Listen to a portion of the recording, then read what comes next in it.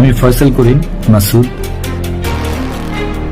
হাদির খুনি কি আসলে দুবাইয়ের বুর্জ খলিফায় বসে ভিডিও বার্তা দিচ্ছেন, নাকি ঢাকারই কোনো গোপন ডেরায় বসে সাজাচ্ছেন নিখুঁত নাটক? ওসমান হাদির হত্যাকারী ফয়সালকে আটক করা হয়েছে। এদিকে স্বরাষ্ট্র উপদেষ্টা সাংবাদিকদের জানান, হাদি হত্যার বিচার অন্তর্বর্তী সরকারের আমলেই হবে। শহীদ শরীফ ওসমান হাদির খুনি ফয়সাল করিম মাসুদের ভাইরাল হওয়া ভিডিওর প্রতিটি সেকেন্ড বিশ্লেষণ করলে বেরিয়ে আসছে গা শিউরে ওঠার মতো সব তথ্য। আমি ফেসবুকে ভিডিও দেওয়ার পর দেখলাম যে অনেকেই অনেক প্রশ্ন করছেন, নানা ধরনের মন্তব্য করছেন, আমার কথা হয়তো বিশ্বাস করছেন না। তার পাসপোর্টের ফাইল ক্লোজ স্ট্যাটাস আসলে কি ইঙ্গিত দিচ্ছে? সিসিটিভি ফুটেজে স্পষ্ট গুলি করতে দেখা ফয়সাল কেন এখন বলছেন তিনি বাইকেই ছিলেন না? ইনকিলাব মঞ্চের মুখপাত্র শরীফ ওসমান হাদি হত্যা মামলার প্রধান আসামি ফয়সাল করিম মাসুদের যে ভিডিও সামাজিক যোগাযোগ মাধ্যমে ছড়িয়ে পড়েছে তা খতিয়ে দেখা হচ্ছে বলে জানিয়েছেন ঢাকা মহানগর পুলিশ কমিশনার শেখ মোহাম্মদ সাজ্জাদ আলী। এদিকে হাদিকে খুন করতেই ফয়সালকে জামিনে বের করা হয়েছে বলে দাবি করছেন ইনকিলাব মঞ্চের ঢাকা বিশ্ববিদ্যালয় শাখার মুখপাত্র ফাতেমা তাসনিম ঝুমা। শনিবার সামাজিক যোগাযোগ মাধ্যম ফেসবুকে এক পোস্টে তিনি এ তথ্য জানিয়েছেন। হাদির চরিত্র হননের এই মিশনে ফয়সালের পেছনের মাস্টার মাইন্ড কারা? আজকের ভিডিওতে আমরা উন্মোচন করব ফয়সালের ভিডিওর পেছনের আসল রহস্য, যা শুনলে আপনার পায়ের নিচের মাটি সরে যেতে পারে। দর্শক, শহীদ শরীফ ওসমান হাদি শিখিয়ে গিয়েছেন কিভাবে অন্যায়ের বিরুদ্ধে লড়তে হয়, কিভাবে ইনসাফের পক্ষে কথা বলতে হয়। যে কারণে শহীদ শরীফ ওসমান হাদি দুনিয়াতে যতদিন বেঁচে ছিলেন তিনি আওয়ামী লীগের বিপক্ষে এবং ভারতের আগ্রাসনের বিরুদ্ধে তিনি লড়ে গেছেন এবং তাদের বিরুদ্ধে তিনি বলিষ্ঠ কণ্ঠ দিয়ে প্রতিবাদ করে গিয়েছেন। যে কারণেই এবার আওয়ামী লীগ এবং ভারতের কিছু ষড়যন্ত্র লোকেরাই কিন্তু এই খুনি ফয়সালকে ভাড়া করে এই শহীদ শরীফ ওসমান হাদিকে চিরতরে বিদায় করে দিয়েছেন। দর্শক, এবার বাংলাদেশের সর্বস্তরের জনগণ এবং ছাত্র জনতা রাজপথে ঝাঁপিয়ে পড়েছেন।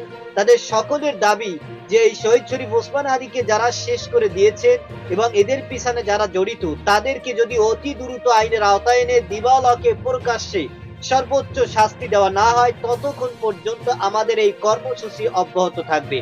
দর্শক, ইতিমধ্যেই শহীদ শরীফ ওসমান হাদির প্রধান আসামি ফয়সালকে আটক করা হয়েছে এবং তিনি এ ব্যাপারে চাঞ্চল্যকর কিছু তথ্য দিয়েছেন যা শুনলে আপনি অবাক হয়ে যাবেন। দর্শক, এই বিষয়ের কিছু অংশ ভিডিওর শুরুতে শিরোনামে আপনারা দেখেছেন, বিস্তারিত পুরো ভিডিও জুড়ে। তার আগে আমার একটা অনুরোধ, যারা আমার চ্যানেলে নতুন আছেন চ্যানেলটি সাবস্ক্রাইব করে বল ক্লিক করে বেল আইকনটি বাজিয়ে দিন। দর্শক, চলুন দেখে আসি এই শহীদ শরীফ ওসমান হাদির প্রধান আসামি ফয়সাল কি কি চাঞ্চল্যকর তথ্য দিয়েছেন এবং তার অবস্থান ইতিমধ্যেই প্রশাসন খুঁজে পেয়েছেন। দর্শক, সেটা আমরা দেখবো। ভিডিওটা অত্যন্ত গুরুত্বপূর্ণ, তাই ধৈর্য ধরে একটি লাইক এবং পুরো ভিডিওটা শেষ পর্যন্ত দেখতে থাকুন। আমি ফয়সাল করিম মাসুদ। হাদির খুনি কি আসলে দুবাইয়ের বুর্জ খলিফায় বসে ভিডিও বার্তা দিচ্ছেন, নাকি ঢাকারই কোনো গোপন ডেরায় বসে সাজাচ্ছেন নিখুঁত নাটক? মৃত মানুষের বিরুদ্ধে 5 লাখ টাকা ঘুষের অভিযোগ তুলে নিজেকে নির্দোষ দাবি করা এই ব্যক্তিটি আসলে কে? ভিডিওতে কথা বলা মানুষটির দাড়ি হুট করে গায়েব হয়ে যাচ্ছে কেন? তবে কি এটা এআই বা কৃত্রিম বুদ্ধিমত্তা দিয়ে তৈরি কোনো ডিপফেক ভিডিও, নাকি এর পেছনে রয়েছে আরও ভয়ঙ্কর কোনো ব্লুপ্রিন্ট?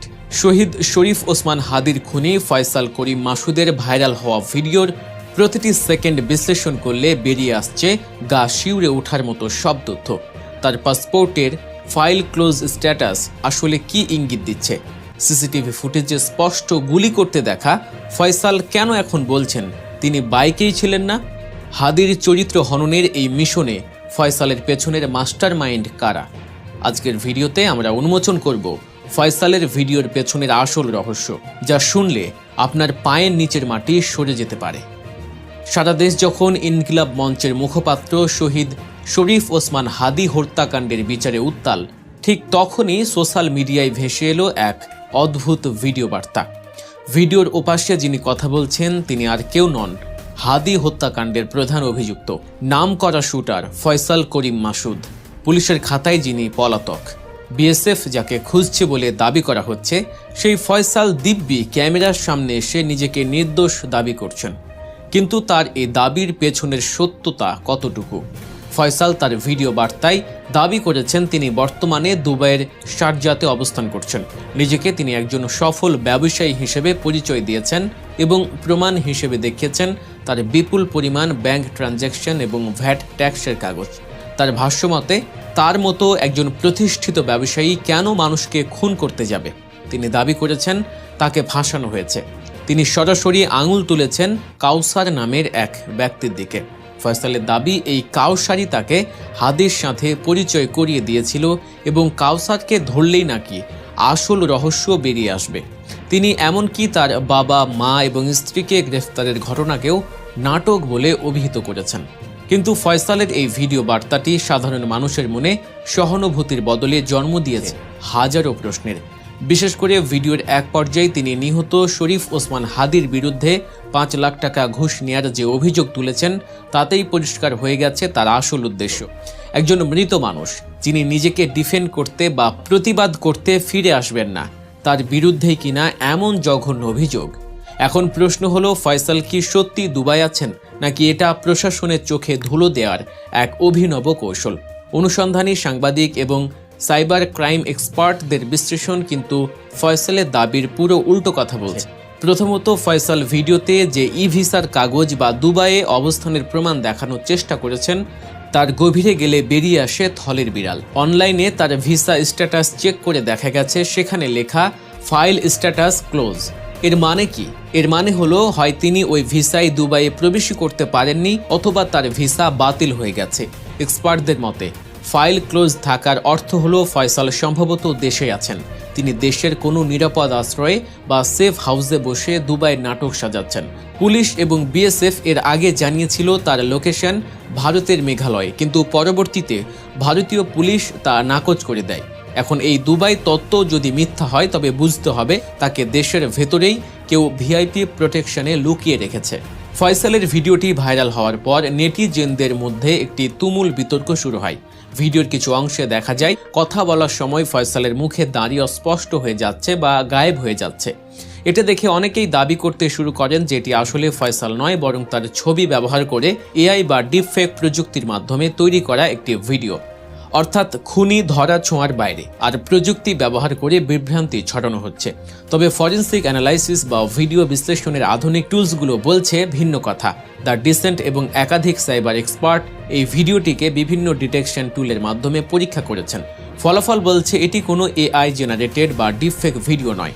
ভিডিওতে ফয়সালের চোখের পলক, ঠোঁটের নড়াচড়া এবং ব্যাকগ্রাউন্ডের নয়েজ বা শব্দ সবই ন্যাচারাল বা প্রাকৃতিক। তাহলে দাড়ি গায়েব হওয়ার রহস্য কি?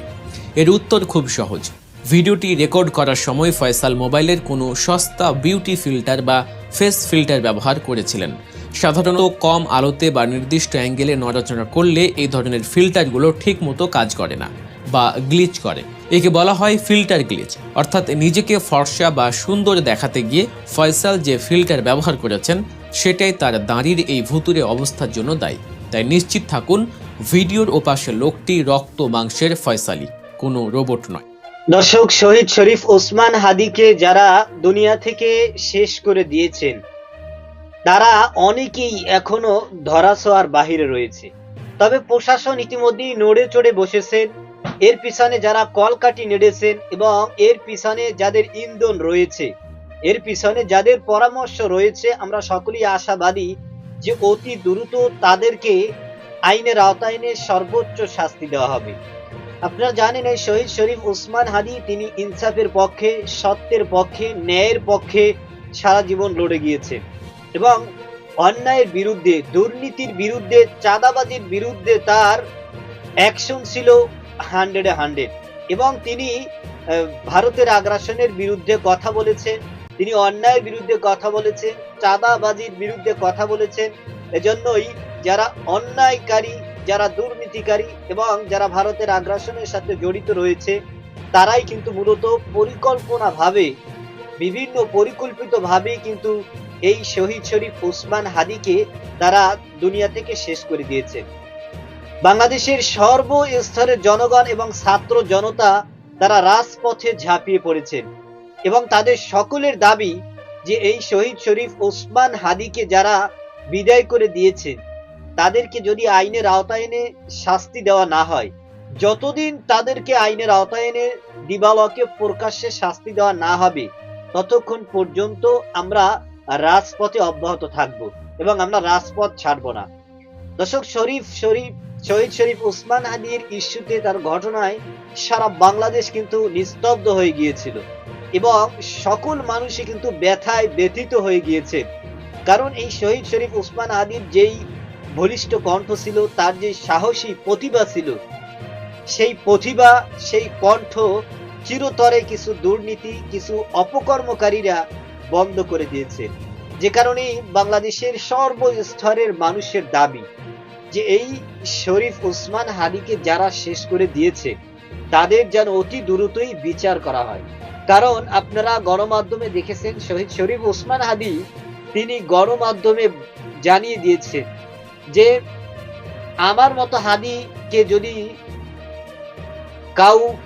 কাউরা অথবা কেউ যদি গুলি করে শেষ করে দেয়, তাহলে তাদেরকে যেন আইনের আওতায় এনে শাস্তি দেওয়া হয় এবং সেই শাস্তি যেন সারা বাংলাদেশের মানুষ স্বচক্ষে প্রকাশ্যে দেখতে পারে। যদি আমি হাদি, আমাকে শেষ করার পিছনে যারা জড়িত, তাদের বিচার করা হয়, তাহলে আমি আশাবাদী এদেশে আরো অনেক লক্ষ হাদি জন্মগ্রহণ করবে। আর যদি আমি হাদি শেষ হওয়ার পরে আমার ইস্যু, আমার ঘটনা এবং আমার আসামিরা যদি পার পেয়ে যায়, তাহলে এদেশে আমার মতো আর হাদি জন্মগ্রহণ করবে না।